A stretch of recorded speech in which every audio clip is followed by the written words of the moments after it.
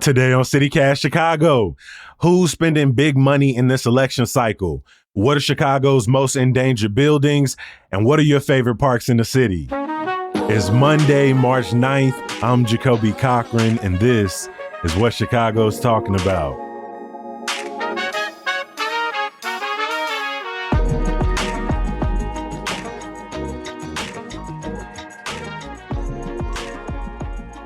We've got executive producer Simone Alisea in the building with us this morning. Simone, how you feeling?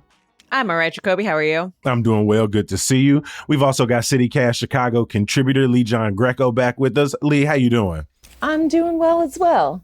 Before we get into it, Lee, I know you are a Buffalo Bills fan. Mm-hmm. And at the end of last week, right before free agency has even opened, the Bears made their first trade, and they're sending DJ Moore to your Buffalo Bills. How you feel about that?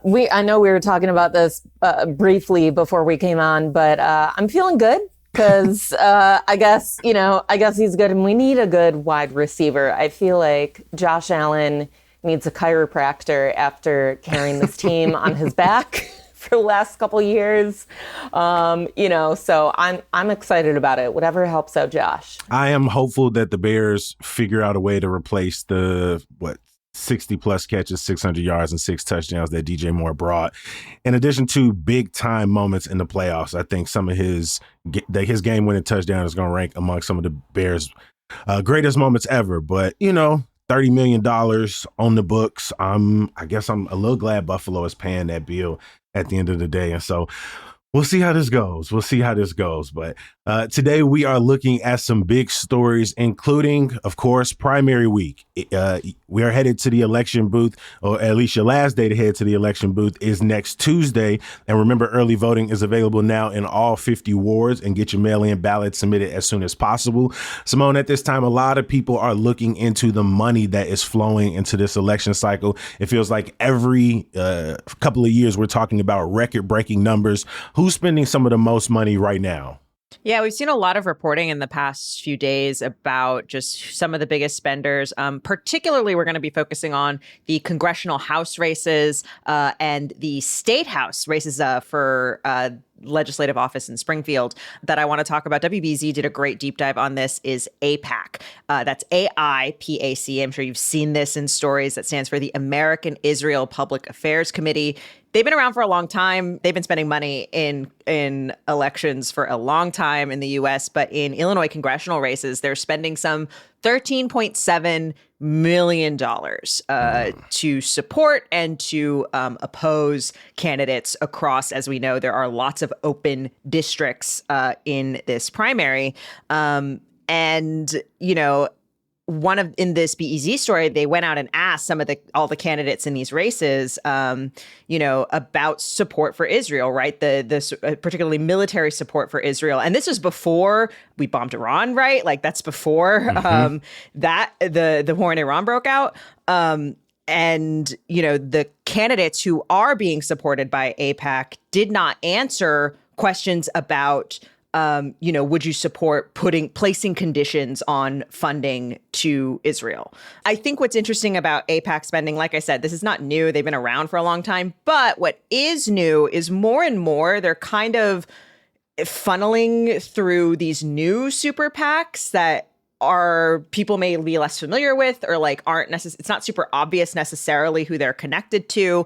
So for example, in District 9, my district, they have a super PAC called Elect Chicago Women, which if you saw that name, paid for by Elect Chicago Women, you wouldn't think this is a group that, supports giving military aid to Israel, right? That's, you know what I mean? You wouldn't necessarily put those two things together. And they're supporting Laura Fine in that race. Another one in the 2nd district, which is Robin Kelly's district. She's, of course, running for Senate, is called Affordable Chicago Now. in support of Donna Miller in that race. I think that's kind of one thing to keep in mind when we think about tracing kind of where the money is coming from. Like, on the one hand, it's relatively easy, I should say, to kind of look up, campaign finance reports, and you're like, okay, here's who's signing the check for this. But then you kind of trace back and back and back and back, and you really kind of have to know how many group names this money's moving through. Mm-hmm. I was looking through WBEZ's reporting, and they have a graph of some of the District 9 Democratic candidates, some of the questions they were asked, like, do you oppose A today, support conditions on A, believe genocide is committed, denounce AIPAC support. And there's some candidates with yeses across the board, or some with mostly no's, but then there's some with just like shrug emojis because they didn't answer. They didn't answer the question. Yeah. And so, like, when we talk about campaign finance, this is going to come up, and, some of the other stuff I want to talk about here is like, I think for voters, right, on its face, you kind of think like, if you're getting money from these people, you're going to vote in their interests, right? Like, of course, that's what's going to happen.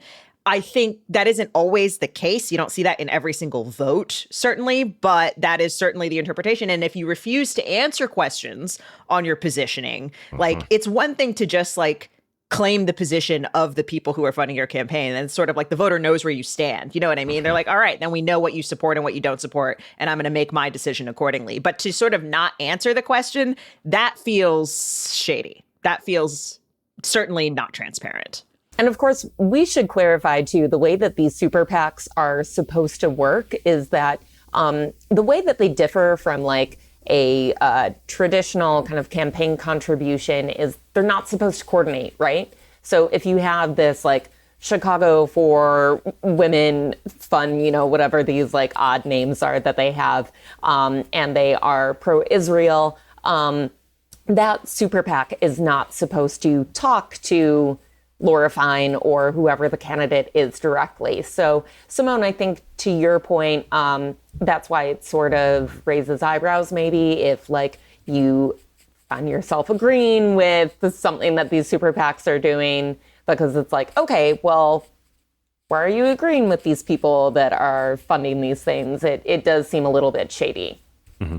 What I do appreciate is, a decade ago, some of these political contributions just sort of fly over people's heads. Nobody questioned them. And most candidates, didn't feel as scrutinized to answer these questions. But now you see how tense these candidates get as the public is questioning, like you said, American and Israeli bombing in Iran, the ongoing genocide in Palestine. Like, these things more American people know about now, and they're questioning not just these direct actions, but sort of the backdoor political money that it stands on. Well, and I think it's actually even more vicious in a primary in a place like Illinois, where it's Democrat against Democrat. And on some level, on the sort of campaign front, you have, I think a lot of the campaigning we're seeing in terms of the messaging is people trying to kind of like out progressive each other. But then when you actually drill down on specific issues, it's sort of like, okay, well, what actual policy do you support, and what do you want to spend money on, and what do you not want to spend money on? And I think like it can get even more vicious because so many of these races are decided in the primary. And I think that's even more true in these state house races, in these general assembly races where tech companies are spending big. So in the congressional races as well, some other big companies that are spending, AI crypto companies, right? Which makes sense, like expecting lots of regulation potentially, or, at least debates over regulation, if not the regulation itself, over this in the near future. But the Trib had a story about Meta, Facebook, Instagram, et cetera, spending some $750,000 into state house primaries. They have a marked concern about legislation that is being debated here in Illinois right now around data centers, right? We know, right? We've talked about that a lot on the show recently. The governor supporting a 2-year moratorium on those tax incentives to build new data centers. The biometric privacy laws. Right. We've talked about that too. Like, we have in recent years, many of us received checks from Facebook due to settlements over Illinois' very unique biometric privacy law. And so I think there's a lot of tech regulation happening right now in Illinois, and most of their support is going toward 4 different candidates. Also in my district, Adam Braun in the 13th. I have a lot of big company money pouring into my neighborhood races here.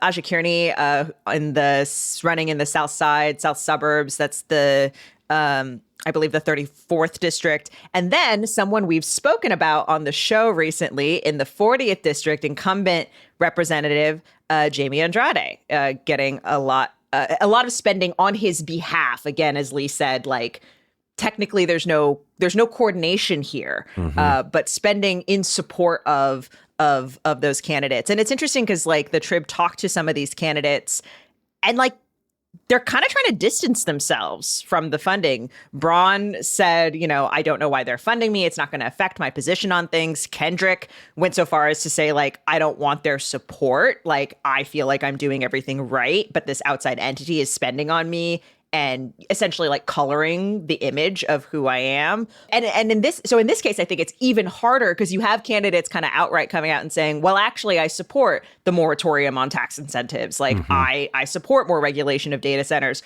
But of course, their opponents, and again, whether or not they do, if they were elected, what they actually vote on or not, none of us can really know.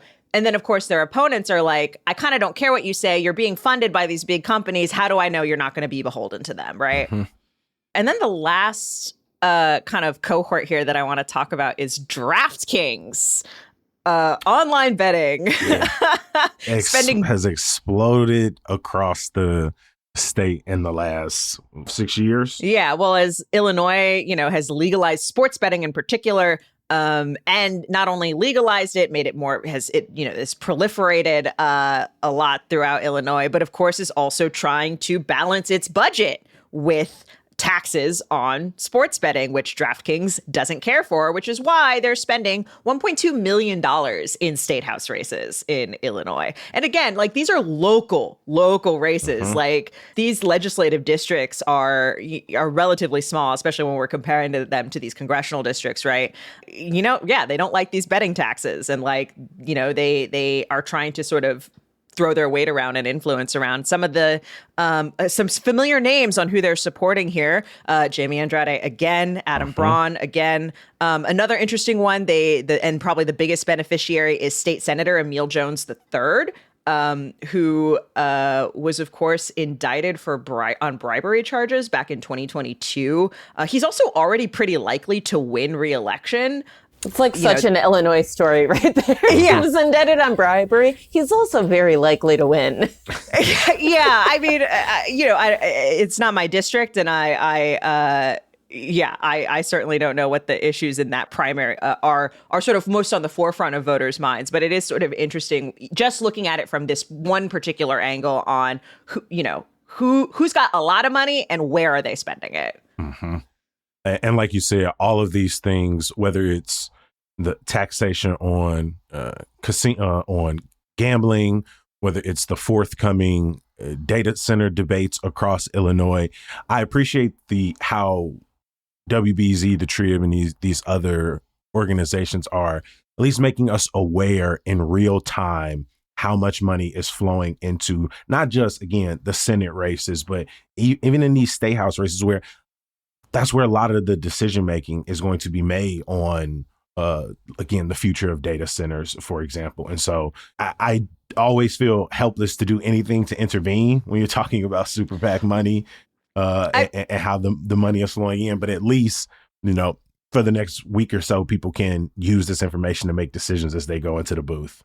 That's it, Jacoby. That's what you do. That's your role in this as a voter. It's to take in the information, process it, decide what's important to you. And maybe it's not important to you, right? But having the information available. And again, like in these times, Axios, Trib, BEZ, like going through and actually connecting the dots, like that's having, because it's not already immediately obvious, having these kinds of things there is supremely helpful on that front.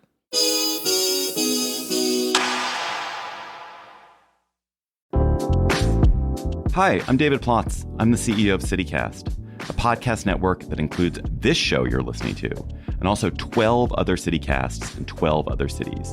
and each one knows their city as well as your local team knows yours. So isn't it time we connected them? Don't you want to know how they're tackling their bike lane problems and housing challenges and sidewalk dog poop crises? That's why I'm hosting a new podcast called Your City Could Be Better. Because it could be. Every week, I'll chat with a different host in our CityCast network about what their cities are doing right and wrong, the weird things they're trying, and the surprising successes, so that we can all learn how to make our cities a little bit better. Listen to Your City Could Be Better on YouTube or wherever you get your podcasts. Every year since 2003, Preservation Chicago has put out a list of Chicago's most endangered buildings. These could be old hospitals or hotels, warehouses or skyscrapers, old Gothic churches, or entire city blocks. Lee, what made the list this year? Yeah, so top of the list is the Chicago Stock Exchange, which if anyone old enough listening to this podcast right now is having a little bit of deja vu. Yes, it was demolished in the 1970s, but if you go to the Art Institute, the trading room is actually in there. It's a beautiful trading floor designed by Adler and Sullivan, very ornate. If you're familiar with Sullivan's work, it's kind of that, pre-Art Deco, a lot of filigrees and everything. But it looks like that might be moved or demolished again or something to make way for the Art Institute's expansion. For what it's worth, the Art Institute has said that they will find a new spot for it if they do have to move it. So that really topped the list. And then we have a bunch of the Chicago bridges. Chicago apparently has the largest number of movable bridges in the world. I didn't know this before reading the Block Club story. But not only the bridges, but the tender houses are in danger as well. And when we say in danger, a lot of the buildings or structures that are on this list, some of them might already be landmarked or have landmark status, but they are maybe not in danger of being demolished, but they are just like falling apart. They're in danger of neglect. So, chunks of terracotta falling off of them. And they need to be preserved. The Chicago Stock Exchange, we did an episode on this actually a year ago this month and talked about the history of the building, its importance, how it's moved over time, and what remains of it at the Art Institute. And the Chicago River Bridges, I feel like every time I am by one, I sort of stop and take it in. It's one of my favorite parts of being on the river. It's the reason why the Chicago Avenue Bridge, the Lake Street Bridge are currently going under rehabilitation. There's plans to rehab the LaSalle Street Bridge. I also think Michigan and Grand. But like you said, I think there are 37, nearly 40 of these bridges, and all of them are old as hell. It needs some really love, needs some care. But what it takes to shut down some of these really busy streets. I mean, we're already hearing the complaints, right? The ones that are already under renovation or reconstruction, right? Like it's that traffic is nuts. Like anyone who's tried to drive it, like it certainly sucks. But like, at the risk of not having the bridges, right? That's the balance that we're striking. Yeah. And they're really an iconic piece of Chicago, I think, not just because of the architecture, but what they represent to Chicago. We are a city that was built on water, built on trading and everything. And these bridges, when they were created, were very innovative. They allowed all these ships to move in and out. If you really want to nerd out over the bridges and the river, I highly recommend checking out the McCormick Bridge House and Chicago River Museum. They're seasonal, so they don't open back up until May 9. But when they do open back up, like highly recommend. Like bridges are kind of like trains in that way, where you're like, you think you don't care about them, and then you hear someone who really cares about them, and you're like, actually, this is really cool. I'm looking at the Chicago Gov website. It says CDOT maintains 243 bridges, including the 30 plus movable bridges, and the cost of some of these: $72 million for Lake Street, $58 million for LaSalle, $75 million. That's election for money, the Jacoby. 95th Street Bridge, and so it's definitely something we plan on seeing taking place year after year. A couple of other things that made the list. The Pope's Church, St. Mary of the Assumption Roman Catholic Church down in Riverdale, St. Mark Roman Catholic Church campus in Humboldt Park. Absolute beautiful church building. It's been closed for years now, which across the Archdiocese of Chicago, we've seen schools closed down. We've seen churches closed down. My elementary school is still open, but the church closed down and was repurposed to a new parish. And I love the story that so many of these tell. You talk about like the story that of like the river bridges, but I think about Chicago's labor union halls. We talk about Chicago as a labor city, the South Park Terrace Apartments in Washington Park, which are not too far from both Washington Park and Oakwood Cemetery. Been around for 120 years and tells the story of the Great Migration in Chicago, the transformation of the neighborhood. I read up, there used to be a racetrack right across the street where people can go watch the ponies. We were talking about gambling earlier, do their gambling. It's part of Chicago history, right?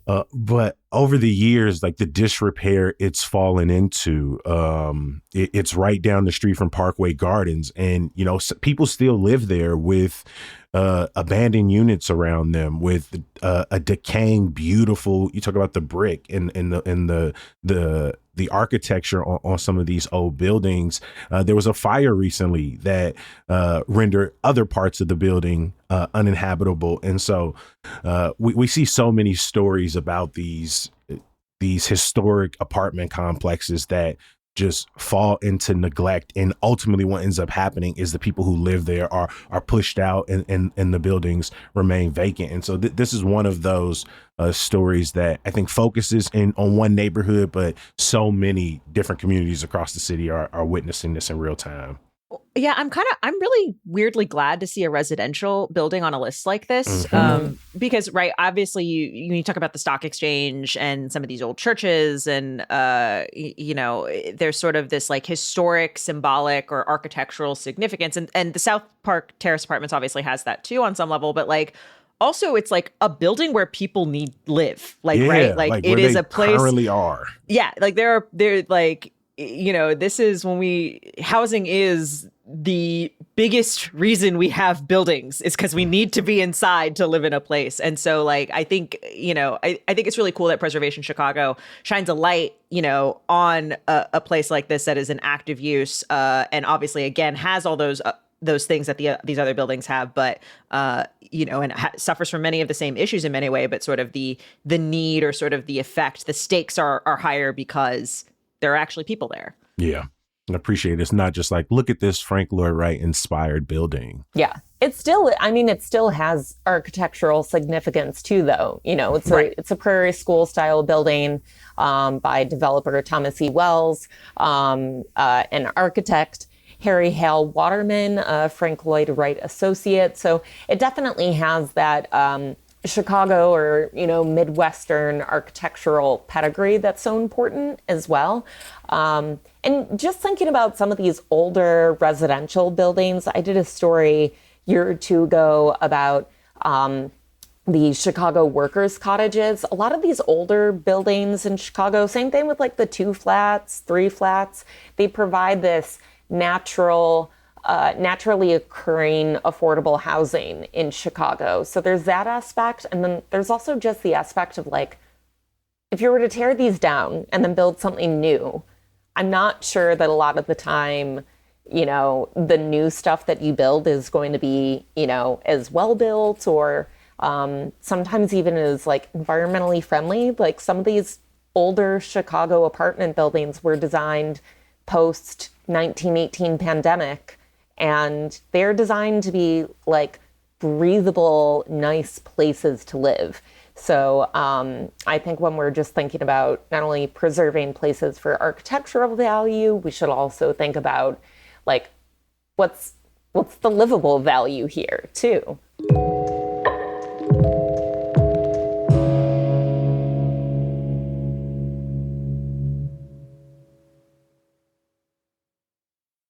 The days are getting warmer. The sun is staying out a little bit longer. I saw some kids playing baseball over at Owens Park by my mom's house not too long ago. And so that got me thinking, what are some of our favorite parks that we are excited to get back outside to? Simone, I'm going to start with you. Yeah, I think it would be really fun if we gave these parks kind of yearbook style superlatives. In and kind of the way you were speaking with Devin Marshall Brown last week. I think the more specific these superlatives get, the more fun it can be. And so one of the ones that I want to highlight is, as y'all know, I have been taking a painting class for the past 3-ish years or so. And so the place that I have painted that most often surprises people when they realize it's in Chicago, and that is the back of the MSI as seen from Jackson Park. I'm working on a giant painting right now of kind of my art teacher calls it a temple on the water. So you can see the lagoon and stuff. And I've had multiple people come up to me while I'm working on it and be like, oh, is that in Venice? Oh, is that in Europe? Oh, is that in such and such? And I'm like, no, it's the MSI. And the calculus that they're doing in their head to be like, really? Which makes sense because it was probably designed to look like Venice or Europe for the World's Fair. Exactly. Yeah. One of the other categories you put on here, best place to lie in the grass on your back and watch the sky slowly get darker on a warm summer night. I love how long and specific that title is. And I thought about Palmisano Park. It's a park that I want to say I hadn't even heard of until Carrie Shepard mentioned it to me a couple of years ago. And I was walking back from Bridgeport to the crib and I just went up the hill. And when I got to the top of it, there were all of these people who had blankets out, who were coupled up, who were like sort of romantically enjoying the day. And I turned around and I saw the skyline behind me and I just sat down and took it in for probably about 40 minutes. And between the view, the little miniature elevation that I had, it was, I drifted away there. That has quickly become one of my favorite places to sort of walk by and take a little moment at. The skyline view, you get some like highway in there, and there's a small little trail in there. It's off the Chicago River, but there's it's like a little fishing pond inside of the park. The Stearns Quarry Fishing Pond. Oh. Aw. And so, yeah, it's like almost like you just wouldn't expect this beautiful park to be centered right here off of the highway on 26th and Halsted. And although, to be fair, Jacoby, the phrase like you wouldn't expect this, I feel like that's true of so many of our parks in Chicago. Yeah. Like it's sort of a defining feature of a good Chicago park in many ways. Lee, what's on your list? Well, we were talking about this earlier. You know, I'm always at the lake. Not this time of year. I'm not one of those crazy people. Not yet. But I would say park where I've jumped into the water the most is probably Montrose Bird Sanctuary, the little spot over there. The concrete beach is probably my favorite spot to go to. So once it warms up, I'll be there. Probably in the spring, more like Wells Park and those spots. And then hopefully this summer, I kind of want to check out the Inland Beach at Humboldt Park. Humboldt? Yeah. Humboldt Park is one of the most, yes, I put that on my list for like one of the best parks to cry in public. Oh no! Well, yeah, in the like also a temple on the water, right? I don't know what you call that, but like where the big, the columns are, where the duck boats, the swan boats used to be. I was just gonna say, of you course, can cry over the lost swan boats not being there anymore. Yeah, it's just it's just such a beautiful park. The field house is gorgeous. Yeah, I was riding a bike through there a couple of weeks ago as I was visiting some libraries in the area, and like this time of year, it's pretty empty, like for the most part. And so it's a good place to just kind of drift away. And if you need to post up on that lagoon and get you a little crying in, it's so many good benches to cry at. And then once you're done crying, it's one of the, in terms of which park has the most delicious restaurants per capita, was like gonna say, right yeah. off of the park. Oh, yeah. Or bars too. You Bars know, to drown your it's- sorrows in. Yeah. Hilo is right up there. That's a great spot. Yeah. It's that it's hill whooping too. ass. Talking about hills and like good viewing spots. That's where like Humboldt Arboreal goes on too, which like that should be starting up soon. So yeah. Another reason you might be crying at Humboldt, though, is the red-winged blackbirds defending their territory. They might. Oh, those be are also in Montrose though. Yeah, that's true. Which that season's got to be starting up very shortly. They're like June, I feel, is when they get territorial, because I know it'll be like hot out and they'll just like dive bomb. Yeah. Speaking of crying in the park or mourning in the park, I went to Winnemac Park for the first time last year. And No way. They have some of the most stunning weeping willow trees. And I know you can see those in parks across Chicago. But I just read that back in September, they brought in, I think, the Arboreal Society to look at one of their weeping willows, which unfortunately, like the weight of it had like started to collapse on itself and some other things had happened. And they had to cut one of them down. Well, Lee, you're talking about the Arboreal Society. You mean the DJ set, like the dance party thing, right? Oh yeah. What did I say? Arboreal Society? Or No, that's what it's called. No, I said that's Humboldt Arboreal, like the thing. Yeah, like I just didn't know, Jacoby. You said they brought someone in to cut the tree down, and I don't think it's the DJ group. No, they brought in a professional arborist. I wasn't Yes. confusing. Yes. I wasn't thinking the DJs were there. I was thinking tree experts, as Jacoby said, but I was referring to the DJ set that the goes DJ on. set at Humboldt. Yes. Very different. If you've made it to this point in the episode, remember, we want to hear from you. What buildings do you think should be on Chicago's most endangered list? What are your favorite parks across the city? Reach out to us at 773-780-0246. Leave us a text message or a voicemail, either way, and you may hear yourself on the podcast. I want to give a huge thank you to our guest today, executive producer Simone Alisea, Hey, thanks, Jacoby. and CityCast Chicago contributor Lee John Greco. Thanks, Jacoby. Before we get out of here, please head over to our website, chicago.citycast.fm. Bookmark the website, read some of our articles, subscribe to our daily newsletter, and do yourself a favor and check out our events calendar. You're going to find some of our executive producer Simone Alisea's favorite things happening in and around the city this week. If you want to show some extra love to the podcast, please head over to membership.citycast.fm. And for $10 a month or $100 for the year, if you really got it like that, you can sign up to become a CityCast Chicago neighbor. Get access to ad-free listening and neighbors-only events. Again, that's membership.citycast.fm. Now, of course, I got one more thing for you. Some good news. Get some poetry in your life this week. The Chicago Poetry Foundation are kicking off their spring event season with a celebration of Chicago's Poet Laureate Maida Del Valle and Illinois Poet Laureate Mark Turcott that will include readings by both of these wonderful, wonderful artists. I will drop links for you in the show notes. And then remember, the finals of the Rooted and Radical Youth Poetry Festival are going down this Sunday at 6 o'clock at the Ramova Theater. I got a link for that as well. As always, we appreciate you for listening and reading. We're going to be back bright and early tomorrow. I'm going to talk to you then. Peace.